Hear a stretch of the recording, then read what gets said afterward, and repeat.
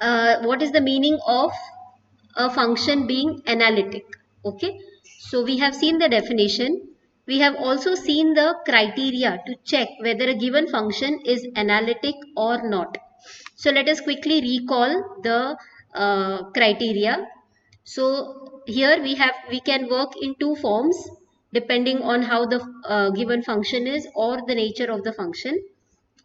The first form is the Cartesian form and the second form is the polar form. So a function is said to be analytic. A complex function is said to be analytic if it satisfies the two conditions. Let us see first in the Cartesian form. We have this function f of z equal to u plus iv, where when we say f of z, z is the complex variable z equal to x plus iy. So this is a function of z, this is a function of x and y as well. So u is a function of x and y, v is a function of x and y. Now this is said to be analytic if first the given function satisfies Cauchy-Riemann equations. Now Cauchy-Riemann equations is a set of two conditions. The first condition is derivative of u with respect to x equal to derivative of v with respect to y, and the second condition is derivative of u with respect to y equal to minus derivative of v with respect to x. And then the second condition is the four partial derivatives ux, uy, vx, vy are continuous. Okay, so this is how we check whether the given function is analytic in Cartesian form. Let us see in polar form. In polar form, z would be taken as r e raised to I theta. So when we say function f is a function of z, in turn it is a function of r and theta. So we have f of z equal to u plus iv. So this is said to be analytic again if it satisfies two conditions. The first condition is Cauchy-Riemann equations. Now Cauchy-Riemann equations we need to take in the polar form, and that is ur equal to v theta upon r and u theta upon r equal to minus vr. And the second condition is all these four partial derivatives ur, u theta, vr, v theta are continuous. Then we say that the function is analytic. Okay. So this is what we have seen. Now we have seen the first type of problem where we are given a complex function. It could be given as a function in z or it could be given as a function in x and y. What we need to do is we need to show that the given function is analytic and find its derivative specifically in terms of z. Okay, so this is the first type of function we have, first type of problem we have already seen. Now we are continuing with one more problem of the first type. Prove that f of z equal to log z is analytic and find f dash of z in terms of z. Okay, so here a function f of z is log z. So whenever we have a function in z, we need to substitute for z and get the real and the imaginary part of this function f of z. Okay, so here we have two ways. Either we can write z equal to x plus iy, which would give the function in the Cartesian form, or we could write z equal to r e raised to I theta, which would give us the function in the polar form. Now the question is how to know which form to use. Okay, now polar form is more convenient to use if your function is a logarithmic function or when you have z raised to some higher power, z raised to n, up to z square or even z cube. You know, the Cartesian form is fine, but then when you have z raised to 4, z raised to 5, so when you have z raised to n, then it is preferable to use the polar form as the solving becomes easier. For log also you can use Cartesian form, not that you can't, but the polar form makes it very easy. Okay, so here we are going to use the polar form. So to get polar form, that is to get this function in terms of r and theta, we are going to substitute the polar form of the complex variable z, and that is z equal to r e raised to I theta. So let's substitute that. So when you put z equal to r e raised to I theta, we get f of z is log of r e raised to I theta. Here we are going to use logarithmic properties now. What is the first property we are going to use? Log of a into b is log a plus log b. So log of r into e raised to I theta would be log r plus log of e raised to I theta. A over here is r and b is e raised to I theta. Okay, so we have used this property. Now here, when we see this log of e raised to I theta, log and e exponential are, inverse function. So we use the property log of e raised to x is simply x. So it is like, in a way, log and e cancels each other. We don't show any cancellation. They are inverse functions, so they cancel each other. They cancel each other's effect. So log of e raised to x is x. Log of e raised to I theta would be I theta. So we get this as log r plus I theta. Now you can see that we have the real part, we have the imaginary part of the function. So we compare it with the general form f of z equal to u plus iv, and we get the real part of this function is log r and the imaginary part of this function is theta. Okay, so u is log r and v equals to theta. Alright, so we have, the first thing we have done here is we have identified the real part and the imaginary part of this given function f of z. Now we go for checking the two conditions, of which for both the conditions we need the partial derivatives of u and v. So let's get the partial derivatives. So here the first thing we are going to check is the Cauchy-Riemann equation. So we are going to find the partial derivative. Now u over here is log r. So we find derivative of u with respect to r. Derivative of log r is 1 by r. Next we find out derivative of u with respect to theta. Since here it doesn't contain any theta, this function is a constant as far as theta is concerned. So derivative of u with respect to theta is 0. Okay. Next we find the derivative of the function v. Okay. Before that, since here in Cauchy-Riemann equations, we need u theta upon r, we just find out that term. So u theta upon r will be 0 upon r, which is equal to 0. So we are just keeping this term ready so that it becomes easy for us to compare. In Cartesian form, there is nothing extra you have to do. But in polar form, v theta gets divided by r and u theta gets divided by r. So we are keeping this term ready, u theta upon r. Okay. So now we go for derivative of v. Now derivative of v with respect to r, since this does not contain any r, this is a constant when we consider it with respect to r. So derivative of v with respect to r is 0.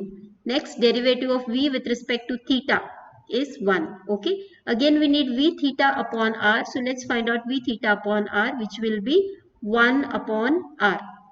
So we have all the four things that we require to check Cauchy-Riemann equations. We have ur, we have v theta upon r here, we have u theta upon r, we have got vr. Now let's check.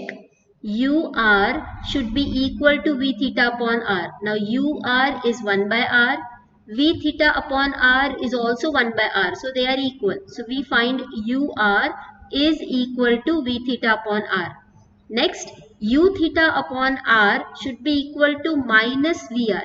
Now this is u theta upon r, which is 0, and vr is 0. So 0 is negative of 0. So this condition is also satisfied. Okay. So u theta upon r is negative of vr. Hence we can say that f of z satisfies Cauchy-Riemann equations. Okay. Now the next thing is ur, u theta, vr, v theta. All these four partial derivatives are continuous. So we can say f of z is analytic. Now next we have to find derivative of f of z, that is f dash of z, in terms of z. So for this we have seen we will be using a formula. Now that formula we have seen in terms in Cartesian form. What was the formula in Cartesian form? What was the formula for f dash of z in Cartesian form?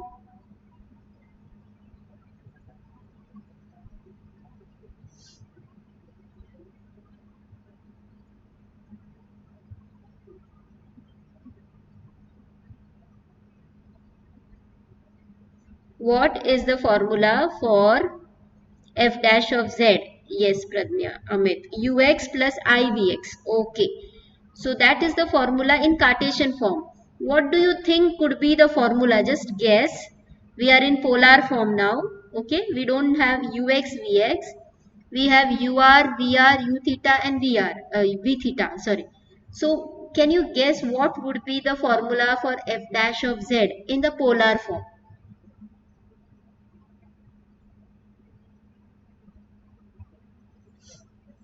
Yes, Tanisha, you have guessed it right. So f dash of z is equal to ur plus I vr. Correct.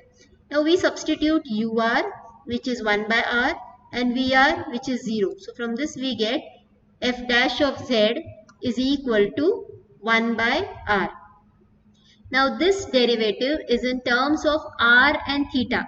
We need to get it in terms of z. So here we'll be using Milne-Thomson's rule.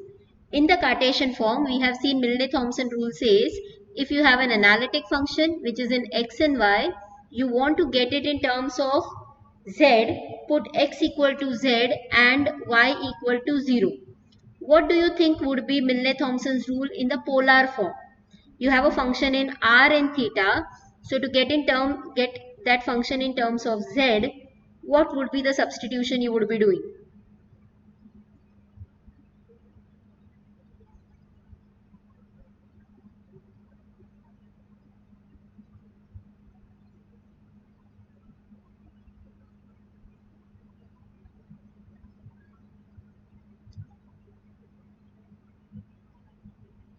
What could be Milne-Thomson's rule in the polar form? R equal to x, theta equal to 0. Correct, Ashish? Yes, Amit, correct. So here by Milne-Thomson's rule, we put R equal to z and theta equal to 0. So when we do that, here f dash z comes out to be 1 upon z, and that is our answer. Have we understood this?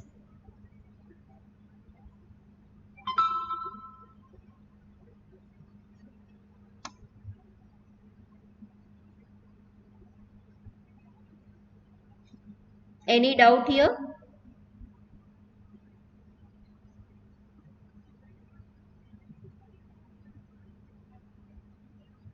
Okay, so these were the problems in of type 1. Okay, so type 1 we have seen enough problems. Now today we'll move on to yeah, next we will move on to type 2. Now in type 2 we are given a function f of z and we are told that the function is analytic. Okay, we already know that the function is analytic. What we need to do here is, in the function f of z, there would be some unknown constants a, b, c, d or mn, p, q, r, s, t, some unknown constants will be there in f of z. So we have to find the values of these unknown constants. So this is the second type of problem. Let's see this. See, this is the question. Determine the constants A, B, C, D. There are 4 constants to be found out. If f of z equal to x square plus 2axy plus by square plus I into cx square plus 2dxy plus y square is analytic. Okay, so this is the given function f of z. Now, in such type of problems, usually f of z would be given in terms of x and y only. Okay, you won't get it in terms of z. So you will get it in terms of x and y only. So what is the advantage of that? The real part and the imaginary part is already known to us. We don't have to simplify or do any calculation to get the real and the imaginary part. Okay. So here we are given that this function is analytic. F of z is analytic. So if f of z is analytic, then one minute, counseling. If f of z is analytic, what does that mean? It means that f of z satisfies Cauchy-Riemann equations, right? So now here f of z contains x and y. That means we need to consider the Cauchy-Riemann equations in the Cartesian form. Okay, what is that? ux equal to vy and uy equals to minus vx. This two conditions is already satisfied. Given function is analytic, so Cauchy-Riemann equations are already satisfied. That means this set of equations is already satisfied. We don't have to prove it. We know it is already true. We are going to use it. Okay. So to use it, we need ux, uy, vx and vy. These four partial derivatives we need so that we can use these equations. So we'll find out these four partial derivatives. To get the partial derivatives, we need u and v. So we'll get that first. So comparing the given function with the standard form f of z equal to u plus iv, we get the real part of this function u is the part which does not contain I, that is x square plus 2axy plus by square. The imaginary part v is the part which is multiplied with I, that is cx square plus 2dxy plus y square. So we got the real and the imaginary part. Now let's find out their partial derivatives. So first we take u and we take its partial derivative with respect to x. So derivative of x square is 2x plus 2 into a into derivative of x is 1 into y, plus here there is no x term, so it's a constant with respect to x. The derivative is 0. So simplifying this, we get ux equal to 2x plus 2ay. So we have got one partial derivative, that is ux. Next, we find the derivative of u with respect to y. So we are differentiating this partially with respect to y now. Now here when we look at the first term x square, there is no y involved over here. That means this is a constant with respect to y. So its derivative is 0. Okay. Plus 2 into a into x into derivative of y is 1 plus b into derivative of y square is 2y. So we have got the derivative. We write it properly. Uy equals to 2ax plus 2by. So this is derivative of u with respect to y. Next, we find derivative of v with respect to x. So v is c into derivative of x square is 2x plus 2d, derivative of x is 1 into y as it is, plus here there is no x term, that means this is a constant, so the derivative is 0. Simplifying this, writing it properly, we get vx equal to 2cx plus 2dy. So we got the third partial derivative. One more partial derivative to go. So we find the derivative of v with respect to y. Now here in the first term there is no y we can see, so that means this is a constant. So its derivative is 0 plus 2dx as it is. Derivative of y is 1 plus derivative of y square is 2y. Writing this properly, we get vy equal to 2dx plus 2y, and that is the fourth partial derivative. So we have got all the four partial derivatives. Okay. Now we use the first condition of Cauchy-Riemann equations, ux equal to vy.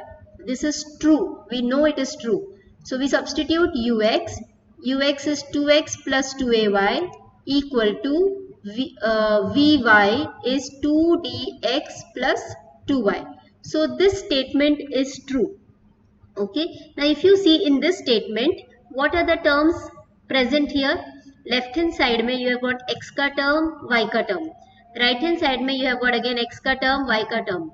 If these two are equal, that means the coefficients of x should be same on both the sides. The coefficient of y should be same on both the sides. Okay. So first of all, let's compare the coefficient of x on both the sides. Left hand side mein coefficient of x is 2.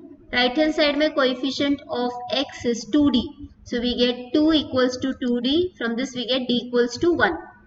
Next we compare the coefficient of y, which gives us left hand side mein y ka coefficient is 2a, right hand side mein y ka coefficient is 2. So we get 2a equals to 2. This gives us a equal to 1. Yes, Nitin has got it correct. Value of d and a are 1. So we have got two values. Okay, we used first condition and we got two constants ka values. A is 1, d is equal to 1. Next, we use the second condition of Cauchy-Riemann equations. uy equal to minus vx.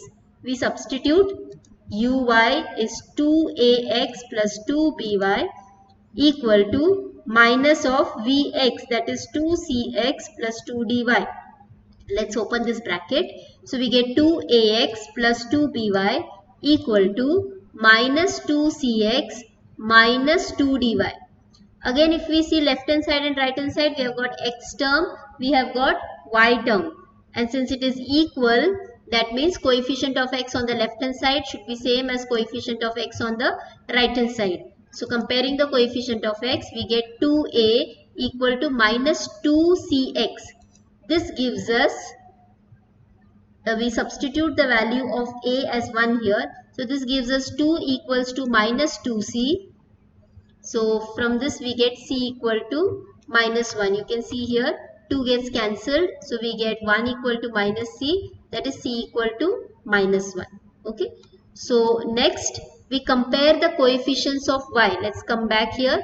When we compare the coefficient of y, here the coefficient of y is 2b. Here the coefficient of y is minus 2d.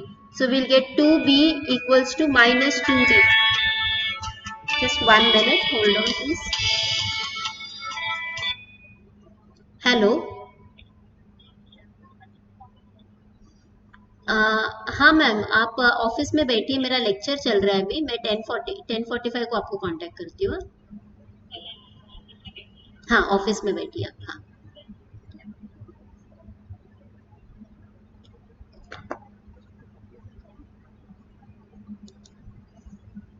Yeah, sorry for the interruption. So, comparing the coefficient of y, the coefficient of y on the left hand side was 2b. The coefficient of y on the right hand side is minus 2d. So we get 2b equals to minus 2d. So here we can substitute the value of d, which we had got as 1. We get 2b equals to minus 2. 2 gets cancelled. We get b equal to minus 1. Okay, so we have got the values of all the 4 constants. We just write it down. The final solution, we got the value of a as 1, b as minus 1, c as minus 1 and d as 1. So these are the 4 values which we have got. So this is the second type of problem. Did we understand this? Here the function is given to be analytic. Function is given and we are told in the question itself that the function is analytic. What we need to do here is find the value of the unknowns present in the given function. Yeah, Utkarsha has got the answer right. C is equal to minus 1. Did we understand type 2 problem?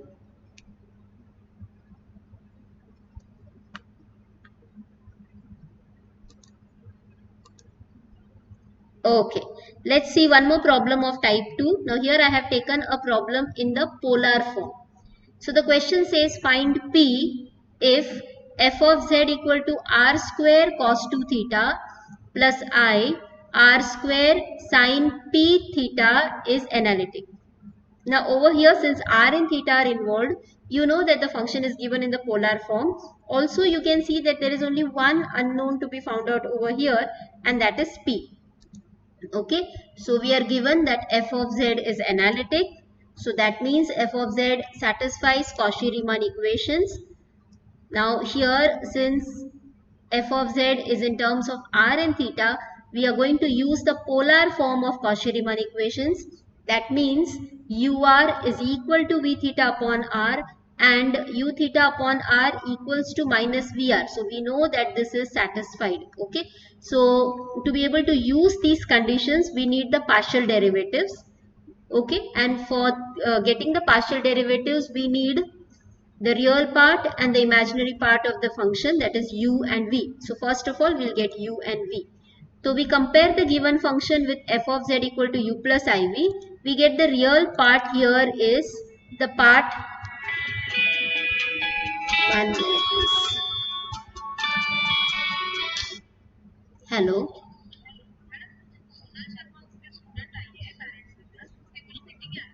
हाँ ma'am, उनको office में बैठने बोलिए. हाँ, और उनको बोलिए 11 o'clock को ऊपर सेकंड फ्लोर में मेरे रूम में आ जाए. मेरा भी लेक्चर चालू है. हाँ हाँ हाँ. ओके.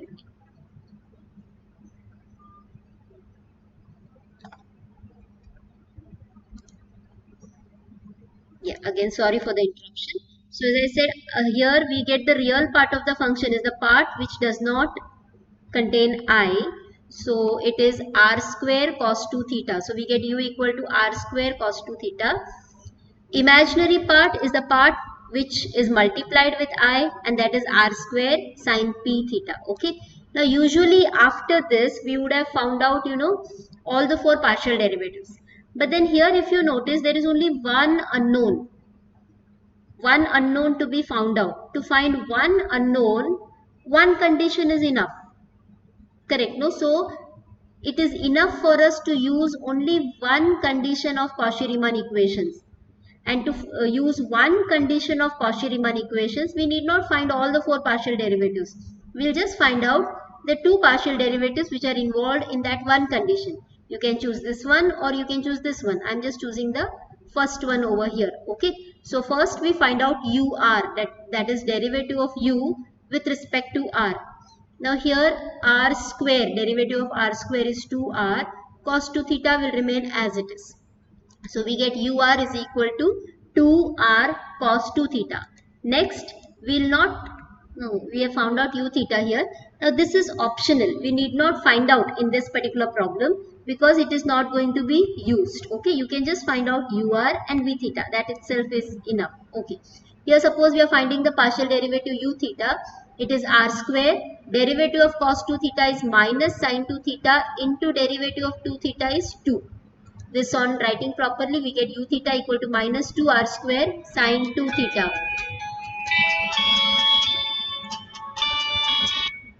Hello? Hello? हाँ मैम. Who is this? हाँ मैम बोलिए ना.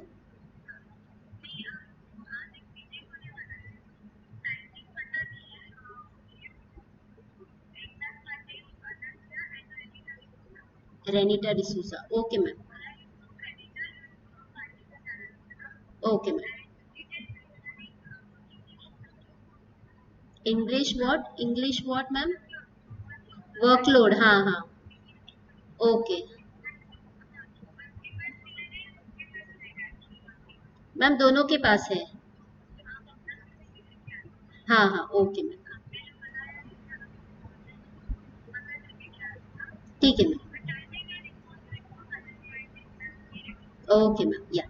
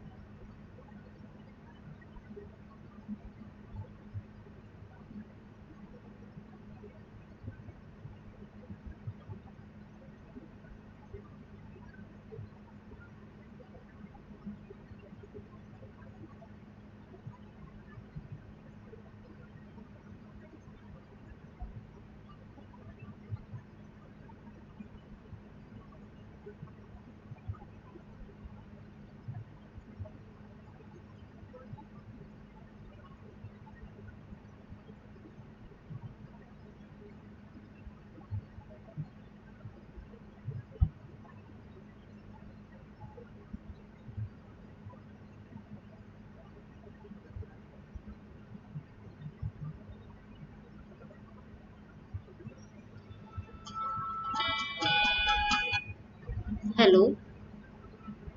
Good morning ma'am. Ma'am Damini.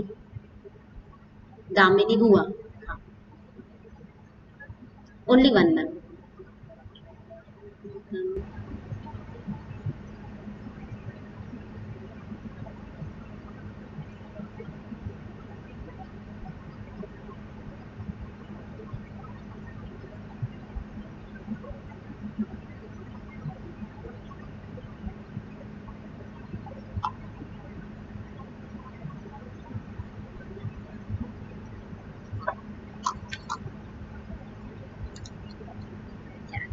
Hello again. We continue with this. So here we got u theta. Next we find out derivative of v with respect to r, that is here we have v. Now a derivative of v with respect to r means r square will get differentiated. So we get 2r into sine p theta as it is. So it is 2r sine p theta. Next we find derivative of v with respect to theta. So r square will remain as it is. Derivative of sine p theta would be cos p theta into derivative of p theta is p. So it is into p.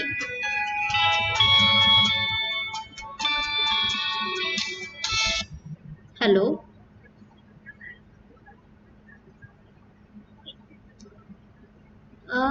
Actually no ma'am, today some parents had come.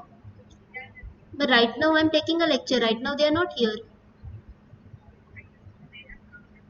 Huh.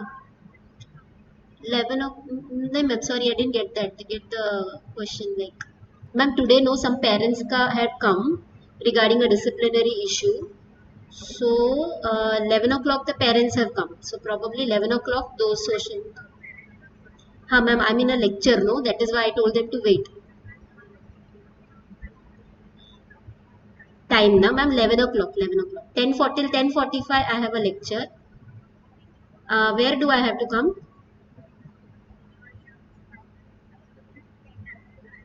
I'll reach sir. No ma'am, my lecture will get over in 10-15 minutes. Then immediately I'll call you back. Huh? 11 o'clock I have. Ma'am, the time given to parents is 11 o'clock. Huh. Okay. Yes, yes, 11 o'clock you tell.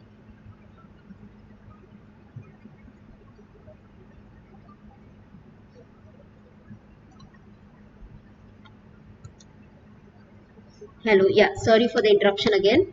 So, where were we? Yeah. So, we were finding derivative of v with respect to theta. So, here r square would remain as it is. Derivative of sine p theta is cos p theta into derivative of p theta is p. So, this gives us v theta equal to p into r square into cos p theta. Okay. So, we have got all the four derivatives. So, as I have already told you, here I just found out the four derivatives for practice and differentiation. You need not use all the four derivatives, or since we are going to use only, since we have to find only one unknown, one condition is enough, and for one condition two partial derivatives are enough. Okay, so we are going to use the first condition, ur equal to v theta upon r. Let's substitute this. So ur is 2r cos 2 theta and v theta is p r square cos p theta upon r. So this here one of the r gets cancelled. This gives us 2r cos 2 theta equal to pr cos p theta. Okay. Now here we would be just comparing both the sides. So when we say comparing both the sides, you can see that there is a r term. So r term will be compared with r term. Coefficient, the constant, that will be compared with the coefficient. The cos term will be compared with the cos term. So if you compare the coefficients, here we get p equals to 2. Okay. So that is one way of getting the answer. Or if you compare the cos term on both the sides, cos p theta, if we compare with cos 2 theta, you can see that p has to be equal to 2. So we can just write simply on comparing p equals to 2. And this is the final answer. Yes, Amit has already got the answer. Did we understand this? Second type problem, type 2 problem, did we understand this? Okay, so these are the two types of problems, the first two types of problems. These first two types of problem usually are asked in the question number 1, compulsory question. They could be for 5 marks, usually for 5 marks. If the solution is lengthy, then that